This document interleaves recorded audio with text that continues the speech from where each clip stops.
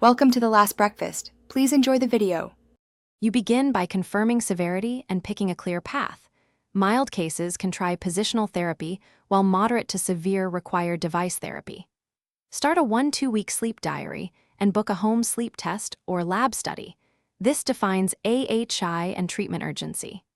Once results arrive, make sure your provider discusses CPAP versus oral appliance based on anatomy and symptoms. You'll also want insurance authorization and CPAP mask measurements, now so therapy can start immediately. You now focus on precise device setup and adherence strategies. Program CPAP with titrated pressure or use auto-adjusting mode. Humidification and ramp settings improve comfort, which increases nightly use. Fit masks carefully. Seal and comfort matter more than style. Swap types until leaks stop.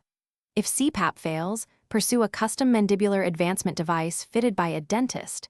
This repositions the jaw to open the airway. Make sure to monitor nightly usage data and symptoms to guide adjustments. You finish by optimizing lifestyle, follow-up, and backup plans. Reduce alcohol and sedatives, treat nasal obstruction, and aim for modest weight loss to lower AHI.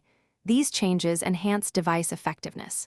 If problems persist, consider positional therapy, surgery, or hypoglossal nerve stimulation after multidisciplinary evaluation.